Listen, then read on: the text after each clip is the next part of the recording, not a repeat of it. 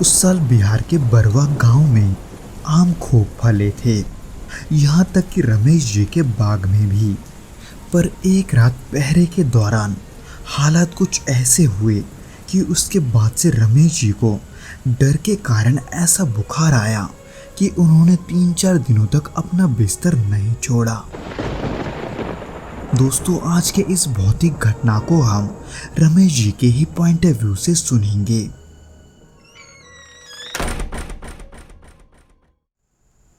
ये शायद से 2015 या 16 की बात है। मई का आखिरी हफ्ता चल रहा था। दोपहर की तेज धूप और लू से पूरा गांव थका हुआ सा था। मैं बरवा गांव में ही पला पड़ा था और वहाँ के बाकी लोगों के तरह ही हम भी खेती बाड़ी से ही अपना गुजारा करते थे। वैसे तो अक्सर हमें अपने आम के बागों पर निगरानी नहीं करनी पड़ती थी, लेकिन उस दौरान पिछले कुछ दिनों से खबर ऐसी आ रही थी कि रात में कुछ लोग चोरी छुपे बागों में घुसकर आम तोड़कर ले जा रहे हैं। इसलिए दिन में गांव के लोग बैठकर इस बारे में बात करते और रात में बाग के मालिक अपने अपने हिस्से की रखवाली करते। उस दिन भी शाम को खाना खाकर मैं बाग की ओर निकल गया था।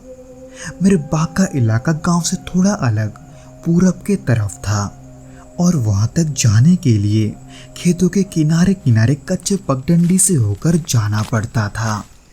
तब आसमान पर हल्का सा चांद था, लेकिन वो बादलों के पतली परत के पीछे कभी छुप रहा था तो कभी निकल रहा था और कहीं कहीं से झिंगुरों की लगातार आवाज उस सन्नाटे को और गहरा कर रही थी।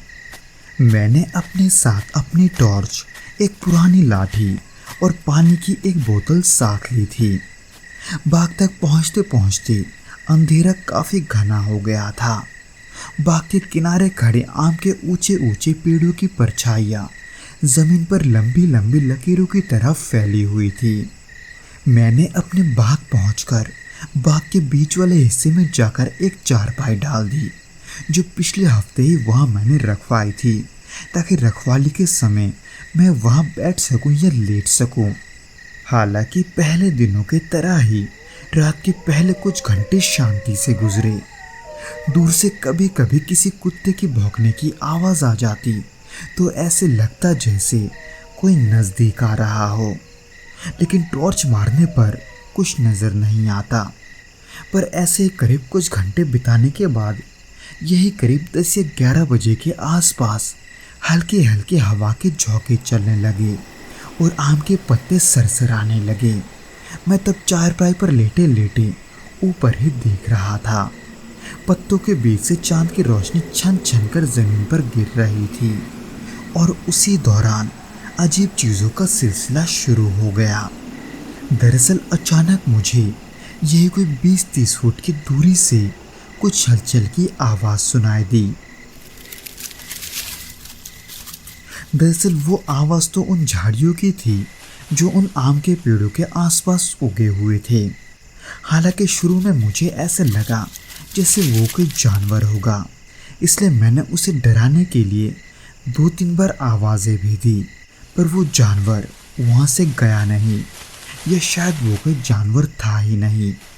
उस झाड़ी को बार बार हिलता देखकर मैं थोड़ा आश्चर्य हुआ और अपने जिज्ञासु मन को लेकर अपनी लाठी उठाई और उस तरफ बढ़ने लगा। लेकिन जैसे ही मैं उसके करीब पहुंचा, वहां कुछ भी नहीं था, जबकि एक पल पहले तक वो झाड़ियां अपने आप ही हिल रही थी, ऐसे मानो जैसे उसके अंदर कुछ और ही हो।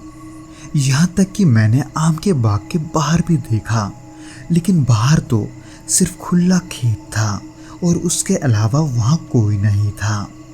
खैर, फिर भी मैं उसे किसी जानवर की हरकत समझकर वापस अपने चारपाई पर लौट आया। लेकिन करीब उसी के आधे या 1 घंटे बाद एक और डरावना सिलसिला हुआ। बाग के दूसरे कोने से जिसे अचानक किसी बच्चे की रोने की आवाज आने लगी।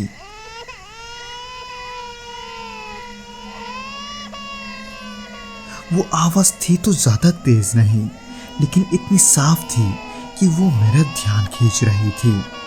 इसलिए मैंने टॉर्च लेकर उस दिशा में घुमा दिया, लेकिन वहां भी कोई नहीं था।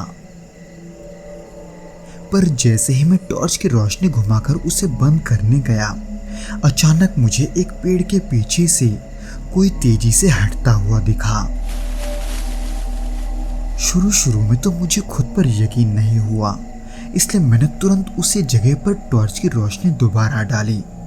हालांकि वहां कोई नहीं था, पर पत्ते हिल रहे थे और वहां से कुछ टूटने की आवाज आ रही थी।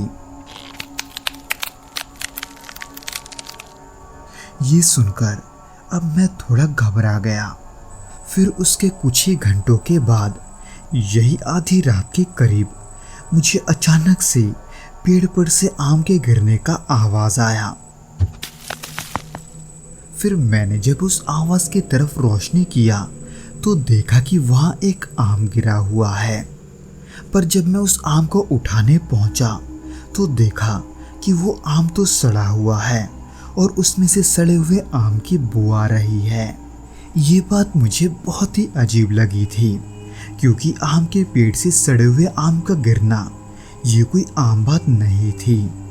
खैर, फिर भी इन सब से मुझे वैसा बिल्कुल भी नहीं लग रहा था कि मेरे साथ कुछ बुरा होने वाला है। दरअसल मैं उस आम को उठाने के बाद उसे बाग से बाहर फेंककर अपने चारपाई पर लौट आया था। पर जब मैं अपने चारपाई पर लौटकर बैठा, तभी मुझे ऐसा एहसास हुआ कि जैसे मेरे पीछे कोई खड़ा है। मैं अचानक से टॉर्च लेकर पीछे मुड़ा, लेकिन वहां फिर से कोई नहीं था। उसके ठीक कुछ ही पलों के बाद मैंने पेड़ की ऊंचाई से ऊपर देखा तो ऐसे लगा जैसे किसी ने डाल पर बैठकर मुझे देख लिया हो। वो चेहरा साफ तो नहीं था, पर उसके दोनों आंखें वो किसी जानवर की आंखों जैसी जल रही थी। और जैसे मैंने टॉर्च उस पर डाली, वो डाल मुझे खाली दिखी, लेकिन हिलती हुई। वह कुछ तो ऐसा था जो ना तो इंसान था और ना ही जानवर। ये सब सोचने और समझने के बाद मैं घबराहट के मारे पसीने से भीगने लगा था, जबकि ठंडी हवा उस बाग में लगातार आ जा रही थी। हालांकि इसके बाद जो भी हुआ वो इससे और भी डरावना था, इतना कि जब भी मैं आज भी उसके बारे में सोचता हूँ तो मेरी रीढ़ की हड्डी में सिरहन दौड़ जाती है।